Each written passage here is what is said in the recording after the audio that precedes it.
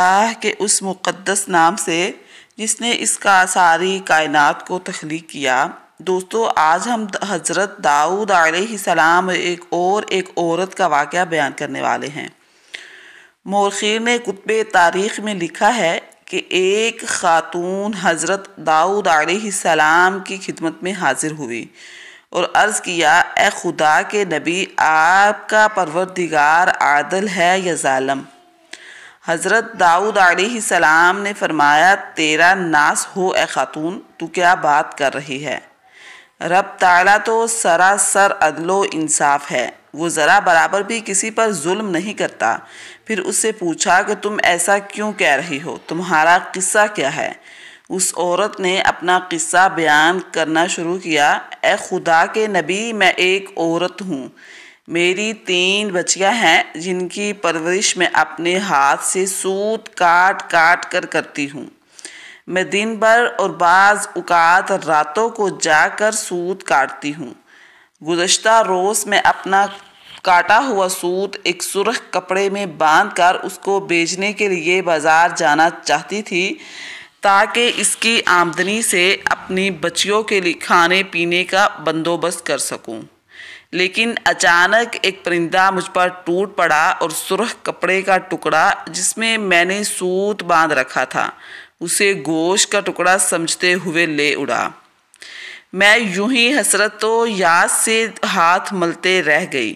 اب میرے پاس کچھ نہیں کہ میں اپنی بچیوں کو کھانا ہی کھلا سکوں۔ ابھی وہ خاتون حضرت داؤد علیہ السلام سے اپنی داستان بیان کر رہی تھی کہ اتنے میں آپ کے دروازے پر دستک ہوئی۔ حضرت داؤد علیہ السلام نے آنے والے گھر میں داخل ہونے کی اجازت فرمائی۔ اجازت ملتے ہی 10 تاجر یکے بعد دیگرے اندر داخل ہوئے، جن میں سے ہر ایک کے ہاتھ میں 100 دینار تھے۔ تاجروں نے عرض کیا، خدا کے نبی، ہمارے ان دیناروں کو ان مستحق تک پہنچا دے۔ حضرت داؤد علیہ السلام نے پوچھا، میرے پاس یہ مال حاضر کرنے کا سبب کیا ہے؟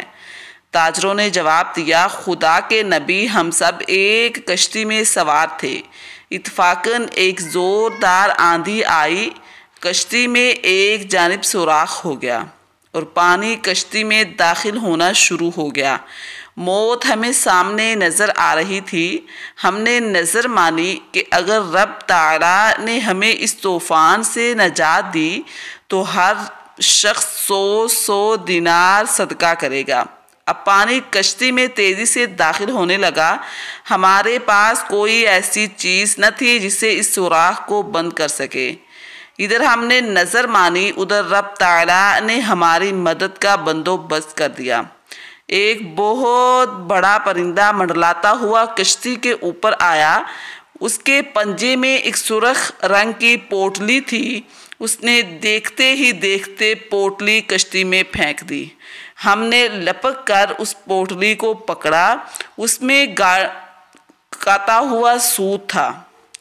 ہم نے اس پوٹلی کو پکڑا اور اس سوراخ کو بند کر دیا اور اس میں داخل شدہ پانی کو ہاتھوں سے باہر نکال پھینکا۔ تھوڑی دیر بعد طوفان تھم گیا اور یوں ہم موت کے منہ سے واپس آئے ہیں۔ اب یہ صدقے کی رقم آپ کے ہاتھوں میں ہے، آپ جسے چاہے اسے دے دے۔